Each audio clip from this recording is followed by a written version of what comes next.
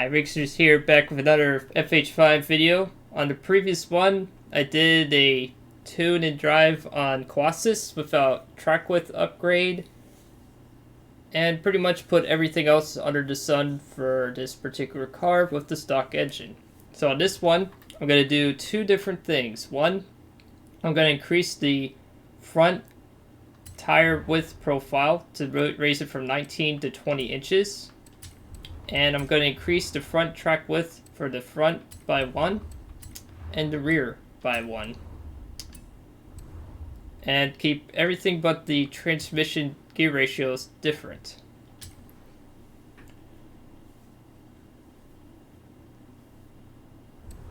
Alright, so I'm going to do custom tuning here. I'm going to make the gear ratios just a little bit shorter to 240 and increase eighth spread just a little bit there. Perfect. And everything else will keep the same. And I'll see you there. Alright, and I'm back. So, turns out it actually is technically longer than Goliath. It's actually 34.3 miles, and I believe Goliath is like 20. So it's about like 15 miles more approximately.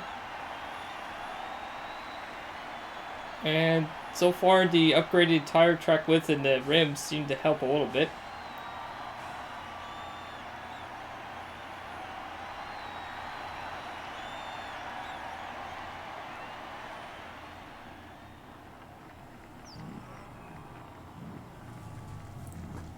So one last thing I'm probably going to do before I start the race is, let's see here, where was it? Was it under springs? Yeah, I think that's fine as well. I don't think I should really do anything else. Alright, let's get to it.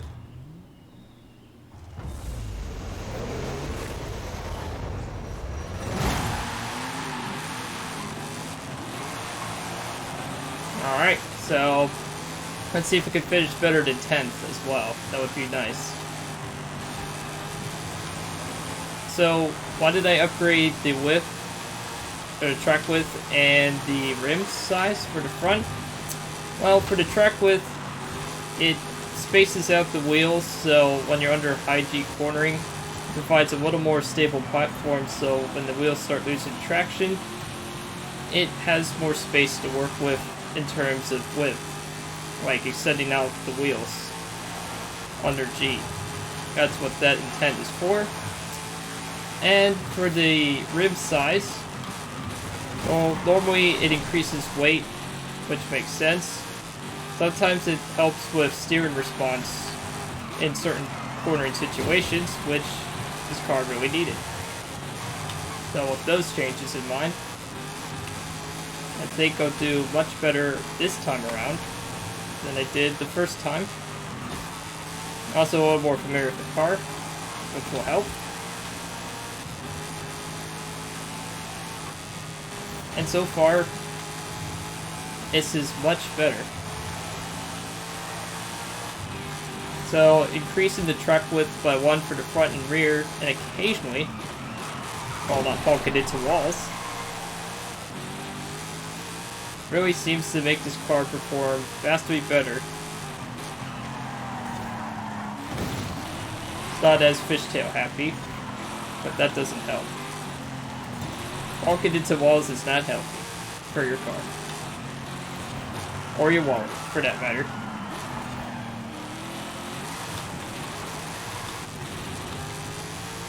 It's still a little squirmy under acceleration, but then again I'm putting like 900 horsepower through the rear wheels, and no traction control. So that also doesn't help either.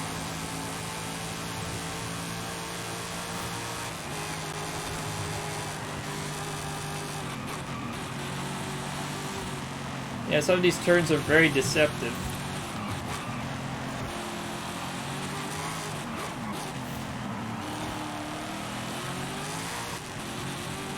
There we go. That way on the straightaway again. I should also get a faster lap climb as well. My goal is to at least finish 5th. Maybe even 1st if I'm lucky. I don't know. We'll find out. I just like this course. I like these long courses in A-class or higher cars. It's not only you get to enjoy the scenery and drive around, you get to see and test your cars in your own instrumental just to see how they do. Dirt and off-road country also has their own similar events along with, of course, the street scene. Probably the next video I'll do a race on street scene, but the car will be different. Partly because I know this car will not do well on the slower end of the course. And plus, you know, just to do a different car. I mean, there's like 400 other cars I have that I could monkey around with. The total amount of cars as of this recording on December 21st is 533. And that number is only going to go up. I am a Car Pass owner, so that means whatever they put out for Car Pass or / DLC, you get those cars for free. Outside of that, you have to go to auction house or hope somebody gives you them. Which is a nice feature. I wish you could give to friends, but I can kind of see why they didn't. Because you could easily take advantage of auction house flipping. So I could see why they wouldn't want to do that. Which is kind of hilarious, in a way. Because it's all just virtual money anyways. But I guess they don't want players progressing to a very high-end level. That's where the suspension failed. Oh, I got a nice little front wing push from behind. Can't help. Oh man, this car just does not like turning at 150 on those kind of turns.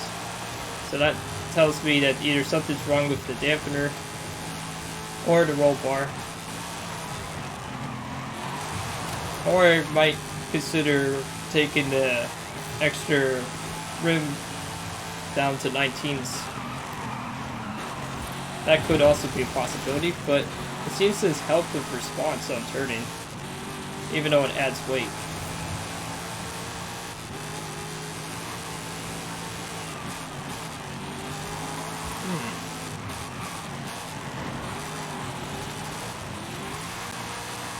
Yeah, you can easily peel out and do burnouts up to like 3rd and 4th gear in this car, which is pretty funny.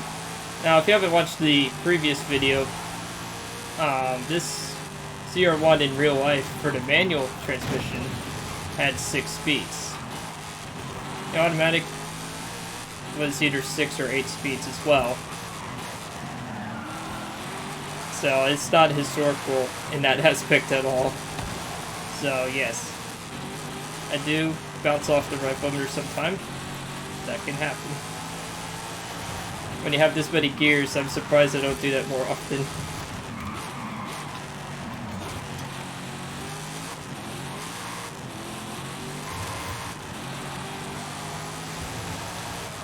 This is so much shifting, it's fun.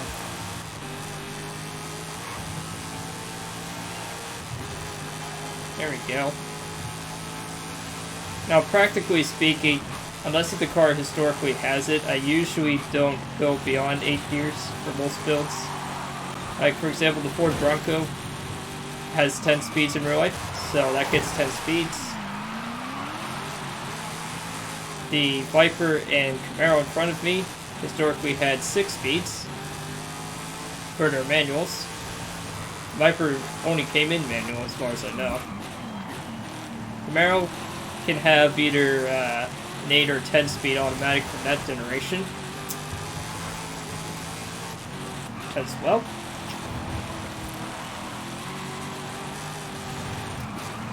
It would help if I think I have an idea though. How am I going to try to win this race? Oh man. Oh. Yeah, you see how it gets very dicey when you mat the gas mid-corner. I mean, it's going to happen when you're producing like way more than like 400 horsepower. This is like a 900 horsepower car. It's gonna do that.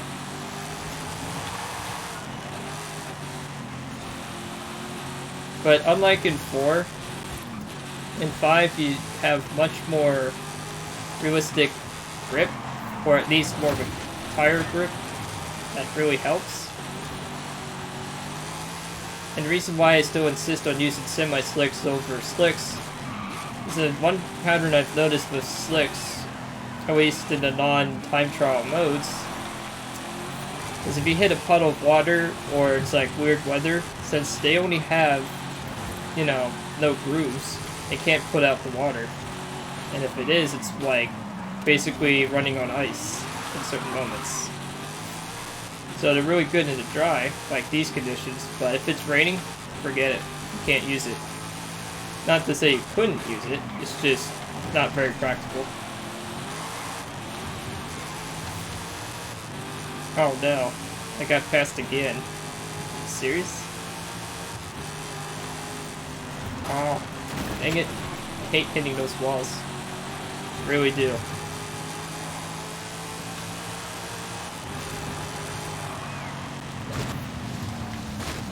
Oh.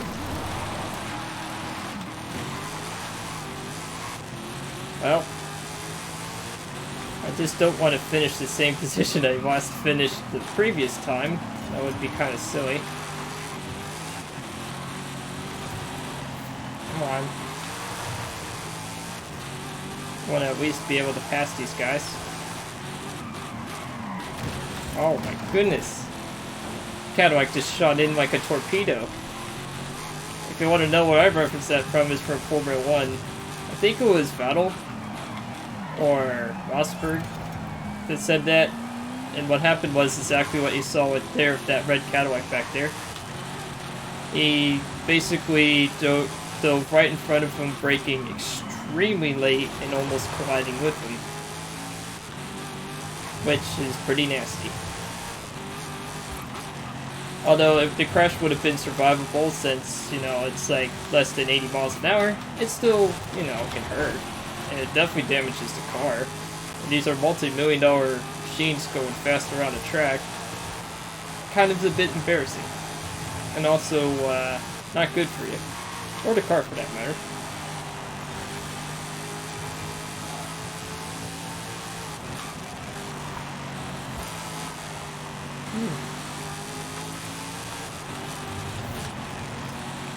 Well, I mean, I'm trying to catch up to this Mustang, but it just seems like every time I try to lay on the gas, I'm going to spin out or just more corners ahead.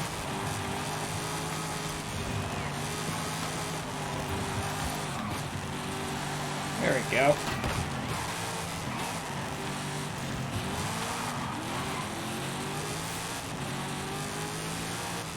There we go. Now we can some straightaways, so I should be able to catch up. Oh, dang it. I hate it when I do that.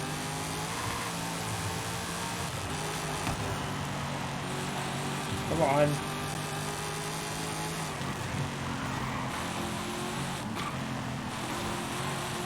There we go.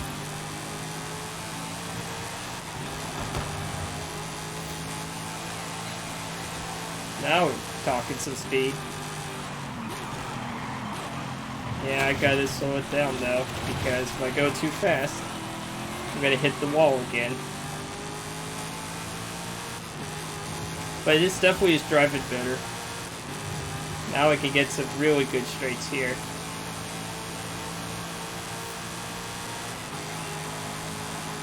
This should definitely help on this section, so I'm gonna take it flat out, which I am right now. Oh yeah, that is definitely more stable at high speeds. But I have to slow down again. But that definitely is better. So, based on these findings so far, for a car like this, it might be good to do at least the first tire track width. And if that doesn't help, do at least the middle option, the one like 2 clicks out instead of 3 clicks, because I've done 3 clicks on this car. doesn't really respond that well. But then again, I have not tested it with the front rim being bigger.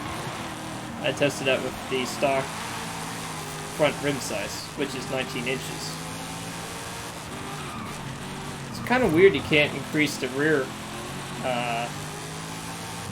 tire diameter rim size wise. Usually you can, but I guess 20 inches is the most you can do, which kind of makes sense. Not that I don't think there's any practicality reasons of going beyond 20 inches for a street car, but it can happen.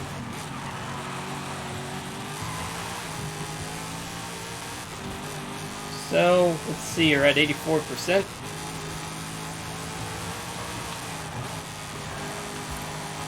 Starting to catch up to him a little bit. Come on. We just want to get a better result, you know. Let's see here.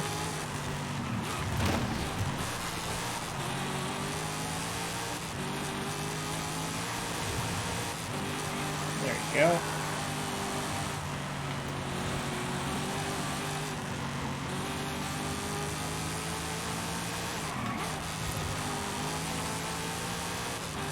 Yeah, this car takes a lot of concentration to drive well without traction control, of course.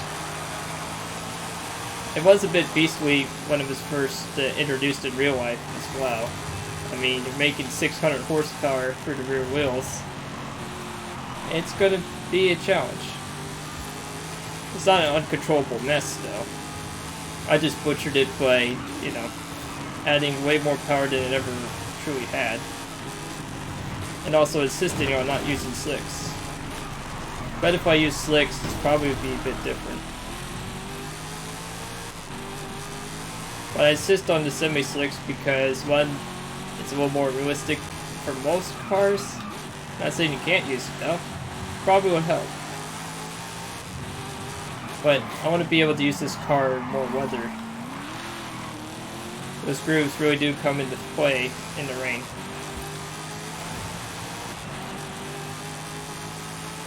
And this is where I made up most of my positions last time to just slow down here. I don't know why.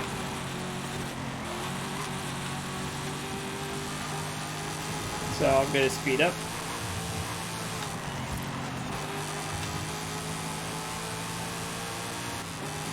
See if I can catch up to him. Come on. Maybe I can do it.